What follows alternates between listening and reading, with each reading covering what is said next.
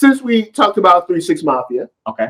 Thought Crimes brought up. They were talking about Tupac's legacy, and they made a couple statements about Death Row Records. Okay. And Bad Boy Records, and kind of like the level of influence and stuff like that. Okay. I wanted to throw this to you and people on Instagram and people on YouTube. Do you think that Death Row had a better roster and a more influential roster than Bad Boy?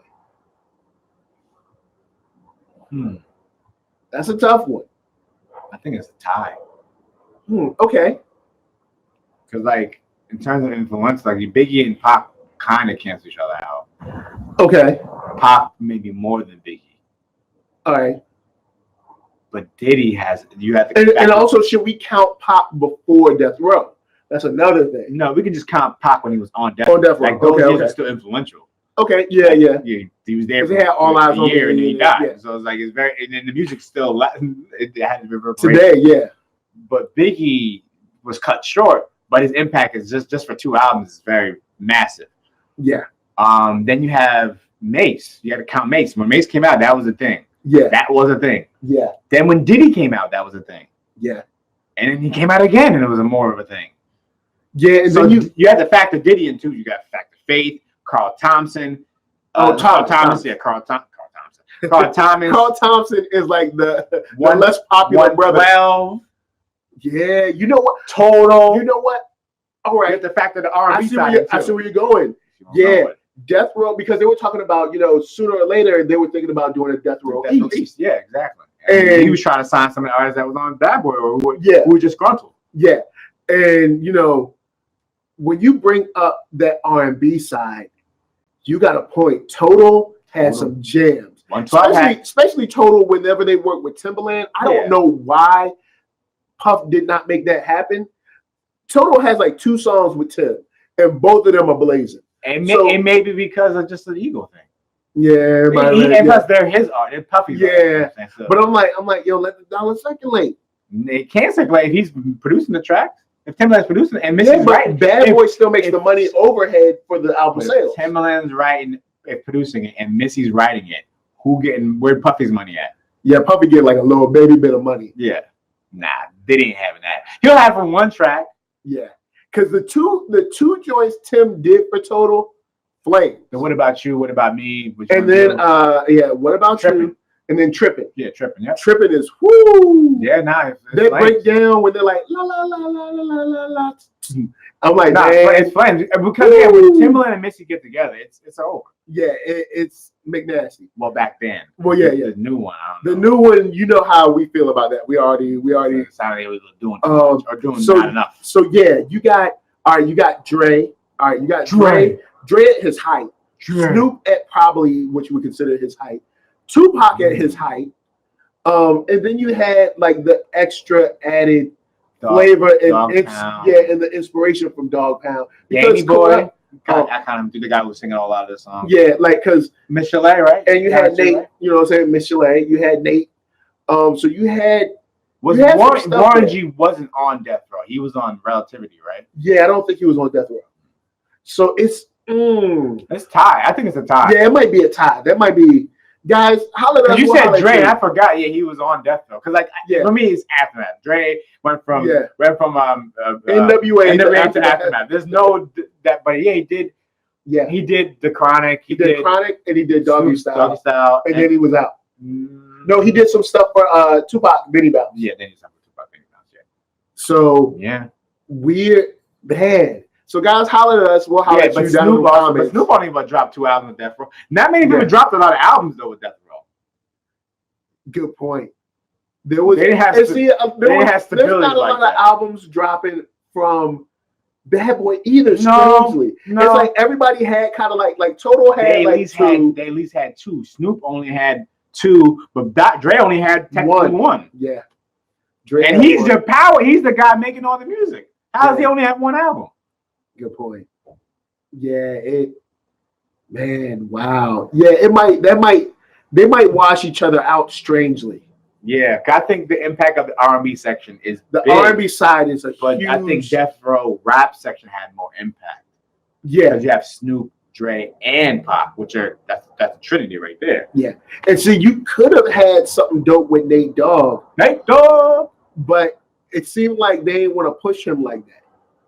Yeah, I don't know about the whole deal with Nate Dogg. Maybe he didn't want to. Maybe he saw what was going on with Death Row and didn't want to deal with all that. Yeah, that's true. Well, because we'll never. I mean, stories always come out about Death Row, but we'll never know the full everything. Nah, like Death Row was just like when people say toxic, that was a toxic place to be. People be using the term toxic all wrong. You know what I'm saying? It starts from the head, and that dude didn't seem like he was nice dude. Suge seemed definitely off and crazy. Big shout out to Thomas D. Thomas D. What up? Big shout out. So with that said, we got some hip hop news. Yeah, hip hop news. A little hip hop news. All right. So 50 Cent sat down with the Hollywood Reporter to discuss the final season of Power and the spinoff Power Book 2 Ghost. During the discussion, wait, that's the name of the Power Book 2? Yeah, Power Book 2. Power Book 2. Book 2. Okay, you said Power Book. I'm like, wait, we got a Power Book. MacBook. Power Book, the one before the MacBook. 50 Cent getting an attack. Okay, Power Book Ghost. Okay, Ghost in your Power Book. All right, cool. Ghost in the Machine. Gotcha. So during the discussion, he also spoke on the current wave of hip hop, addressing the way fans are consuming music and how more artists are likely to disappear after one hit. His quote is, "Hip hop is youth connected. They have a low attention span. You'll have to see way more artists and come. You'll see way more artists come and have one hit and disappear now because of how we're consuming music." 50 Cent said the interview's 8-minute mark. He also continued saying they meet the audience before they meet the record companies, and because they're not getting bumped around as much as we were getting bumped around before you got your shot, they're going to take off and be on the road, running around, having the time of their life before they're preconditioned to write music. And then when they come back and slow down, they're not going to be able to write a hit record to save their life. So he touches on a couple of issues in this one. Okay.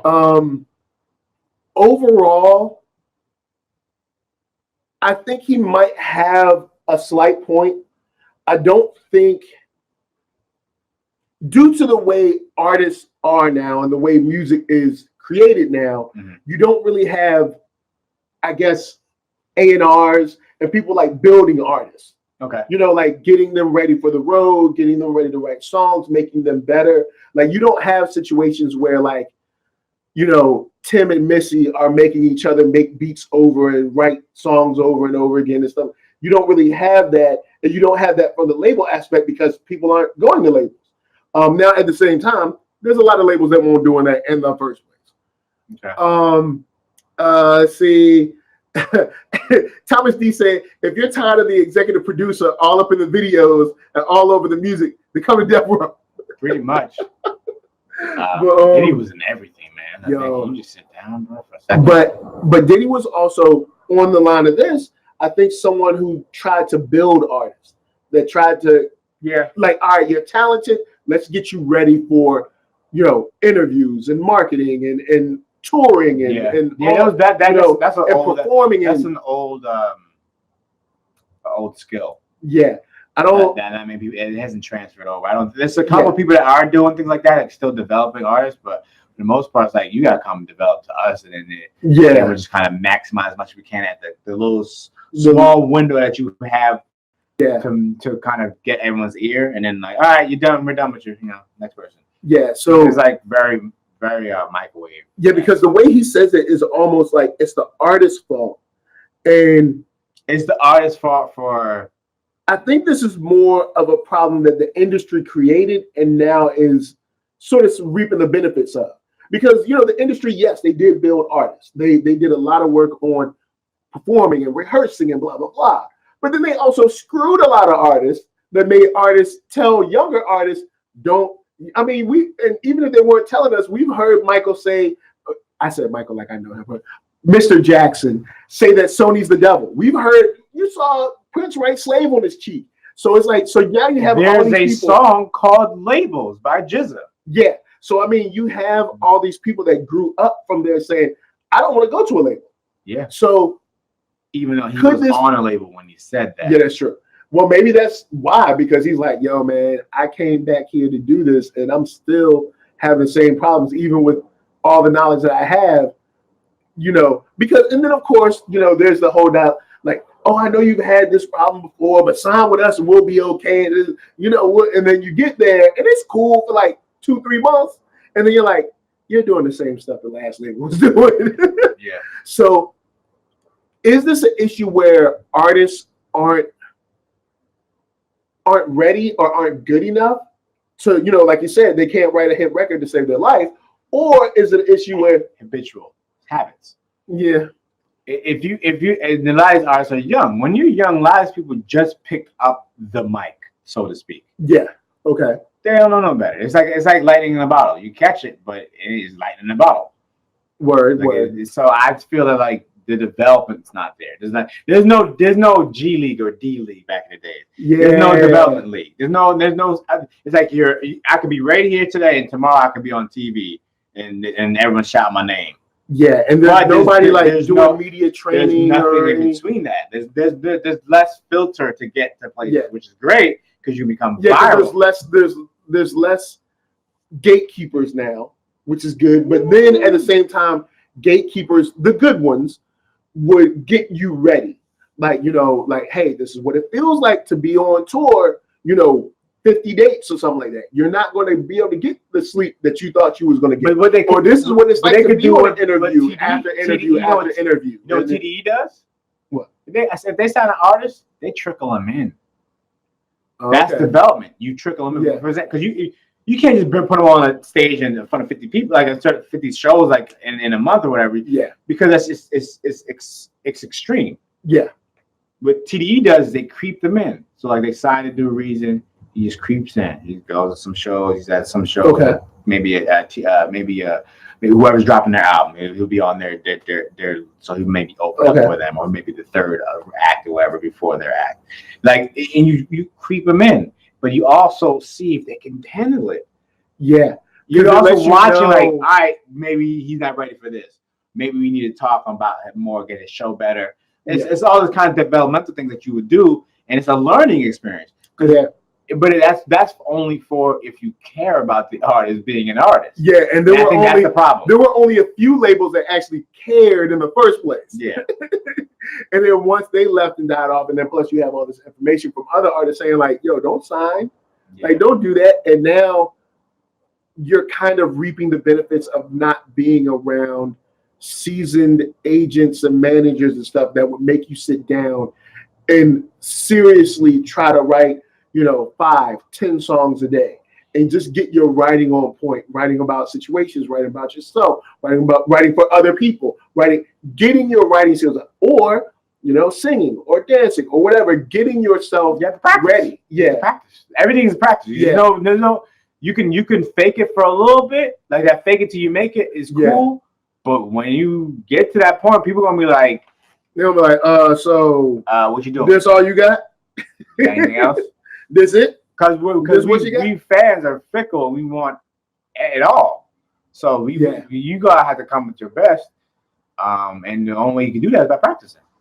True. Like, you have to practice. You don't think Michael Jackson practices dancing? You don't think he did that? Man, it's been well documented the way Mike and Prince rehearsed. You know what I'm saying? You talk about like 10, 12-hour, 14-hour days where they're like rehearsing. And that's the stuff we don't see. Because again, we as the fan don't need to see it. Yeah. But we can tell somebody was been working. Yeah. And you can always tell somebody. That's why on their craft. Like if you see somebody on the basketball court and you're like, man, they make that 3-pointer look so easy. Steph Curry. They make it look so easy. Steph Curry. Because at practice he shot 300 shots. We don't get to see people with 10,000 hours. Yeah. We don't get to see that. Again, Malcolm Gladwell, part 2. Yeah. We don't get to see people with like 10,000 hours or 20,000 hours or 30,000 hours. Yeah. We don't get to see LeBron in the gym. Yeah, we don't get to. But we know that man works because of what he does in the court. Or we don't. And he has the gift to go with it. Yeah, because hard work and gift go well together. Yeah, because you can either hard work it or you can. Hard work will get you there. Gift and hard work will get you there. But gift alone, you can skate by for a little bit. You could be like what's his name? Michael Beasley. You know what I mean? Oh boy, he's very gifted. Michael Beasley was supposed to be the next. He don't look like he worked too hard. Boy, he was supposed to be the next. He ain't like he working on his game. And so he was getting crushed. He was supposed because think about it, Michael Beasley's probably one of those players that he just played himself in shape because he played basketball probably year round. Is that what I used before? Habits. Yeah. You can after 10 years in the league or wherever you're doing, and you haven't developed the habits of practicing. Well, yeah, because see. The difference is, and this might be why a lot of players washed out in the pros when they were so dope in college. See, your talent alone will probably get you to college. Yeah, you're fast, you're tall, you're strong. Yeah, you know what I'm saying. You can shoot.